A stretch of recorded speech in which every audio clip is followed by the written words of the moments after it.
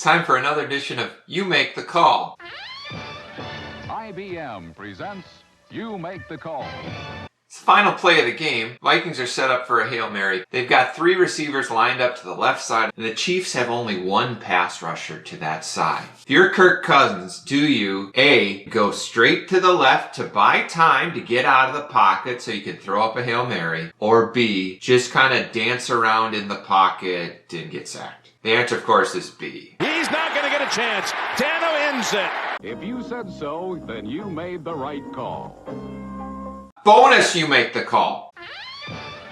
4th and 1. Patrick Mahomes throws up a prayer. Now Harrison Smith, as usual, is completely out of position. Yet he could easily turn and look for the ball and knock it down. But he doesn't look, runs straight into the receiver and gets a pass interference call, giving the Chiefs a first down and allowing them to get a touchdown on that drive. How did I react? You make the call. Did I throw the remote control through the TV screen, scream profanities at the top of my lungs for about 60 seconds, miss the play because my ex-wife called, or take it in stride because this type of thing happens every week with Harrison Smith?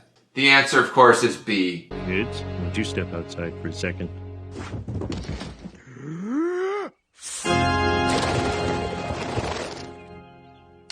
Dear Lord, that's the loudest profanity I've ever heard. Another bonus, you make the call. 3rd and 18. Mahomes, you guessed it, throws up a prayer. Under intense pass rush, although Danielle Hunter seemed to kind of be dancing towards him, thought he was maybe Kirk Cousins on 4th down. Heroic throw from Mahomes, but the Vikings cornerback, Bynum, don't remember his first name, not going to look it up, mistimes his jump, if you can call it a jump, and enables the Kansas City receiver, don't know his name, not going to look it up, to catch it for a first down. How did I react? You make the call. Did I throw the remote through the TV screen, scream profanities at the top of my lungs for about 60 seconds, miss the play because my ex-wife called to say she has VD, or D, take it in stride because this type of thing happens every week? The answer this time was D. I just kind of took it. I expected that. Just for some reason, Vikings cornerbacks cannot make contact with the football. Right there, right there, right there. They can look at the ball. They can put their hand up, yet never once, ever make contact with the ball. Never once break up a pass. Never. It's like they're holograms. But I don't have as much grace, or any grace, for Harrison Smith. The epitome of a guy who puts up big empty numbers against bad teams and then doesn't show up in the big games. He can't sense that it's a screen at all. He just runs right by Gurley. They throw it over him. As much as I will criticize Cousins, Cousins just kind of is a mess. Kind of across the board in every game. Harrison Smith, he comes up big against Carolina. It's 0-3 versus 0-3. Oh, he's going to have his best game of all time. And then against Patrick Mahomes. Okay, we actually have a triple bonus, you make the call. Is this a catch? A lot of the time. Pass. Look at this catch. Oh, it's ripped right out of his hands. No. That is not a catch. That is not a catch. That is a turnover. It should have been a turnover. Is this a catch? No, that's not a catch. There's got to be like a 4-frame rule. You have to possess it for 4 frames. I think there's like 30 frames per second. You got to possess it. I don't think they possessed it for 4 frames on either of these. And I love how Romo and Nance and Gene Steratore, biggest douchebag on earth. Oh, why are they wasting a challenge on this? Because it was a very close play and it should have been a turnover. We had a M.O.A.P sighting. I mean, this is like a M.O.A.P, mother of all prevents. Just spectacular. I mean, number one, this is a play involving Travis Kelce. Is Kelce playing? Even my wife, who watches about as much football as Kirk Cousins watches, like, shows on how to be manly, she knows who Travis Kelce is. How do you know who Kelce is? My Taylor Swift boyfriend. Speaking of rhymes with puns. That's all we hear about. Everywhere. On E. If that's still even a channel. Every channel is talking about Travis Kelce and Taylor Swift. Everybody knows who Travis Kelce is. But apparently, the Vikings defense doesn't. Because Mahomes drops back. And guess who else drops back? The entire Vikings defense just drops back into the end zone. And Kelce's just standing at like the 2-yard line. Travis Kelce, remember him dating Taylor Swift? Remember him? And Mahomes just dumps it off to him, and Kelce just kind of falls into the end. I think Kelce's like, whoa, where is everybody? He kind of stumbled. He pulled like a Hawkinson, just tripped over his own feet. Am I going to show Taylor Swift? Because he could not believe this M.O.A.P. This M.O.A.P. Because you're really only supposed to do the prevent when you're winning. What is this? What is this crap? Do they practice? Is there any coaching that goes on? And where was Harrison Smith, by the way? He's somewhere just in the middle of the end zone playing with himself. But you watch Mahomes and the Chiefs, and yeah, they're not perfect. They drop passes too. They make mistakes. But for the most part, everything looks so smooth. I mean, it all seems to flow with the Chiefs. And nothing flows with the Vikings. Even when they have like a good drive, everything is so clunky. First play of the game. That was good. Oh no. Fourth down late in the game. Delay the game. But play calls always come in late. And you have a quarterback who's completely helpless without a coach to hold his hand every step of the way. You know that. You get the play calls in late all the time. Wasting timeouts all the time. Cousins is so clunky. I mean, just go through a series of plays. Bad throw to Hawkinson. Then Hawkinson caught. Hawkinson is incredibly clunky too, by the way. A dink to JJ. Just an awkward play. Then another bad throw by Cousins. A terrible, just awful throw behind Osborne. Then like a peewee level play throw to Osborne. Throws short of the sticks on 4th and 5 that luckily Addison picks up. An awkward handoff. Another bad throw to Hawkins. This is all like within a span of like 5 minutes. All these plays, one after another. And then in the second quarter, he actually buys time, has Hawkinson open for a touchdown, and he checks down instead. And then there's this throw to Osborne in the end zone that I don't talk about not being on the same page. It's like, do they practice? And that's where Nance is like, Kind of hard to catch when you're ducking at the same time.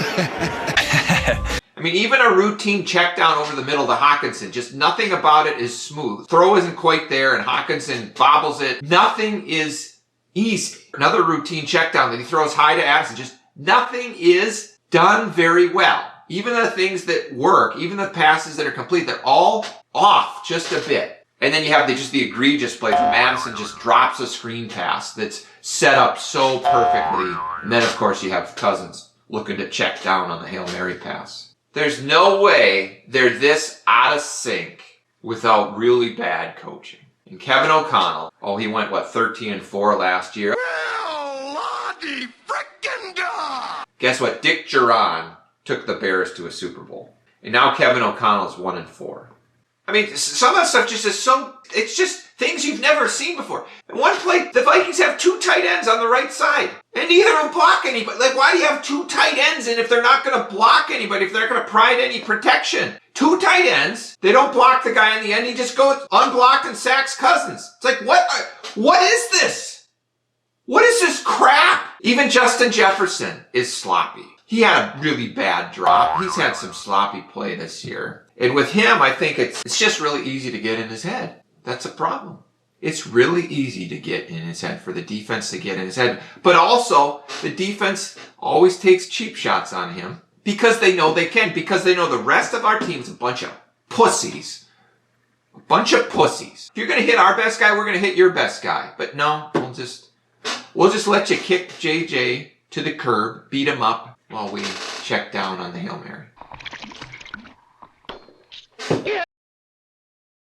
Anyway, our awards for this week, the award for the worst hometown clock operator in history goes to, of course, the Vikings. Even their clock operator is the biggest moron. Mahomes snaps at 9 seconds left, and somehow only 2 seconds runs off the clock. Everybody sucks who's associated with the Vikings. The award for sucking so bad for so many years and being so overrated, that's, of course, Harrison Smith again.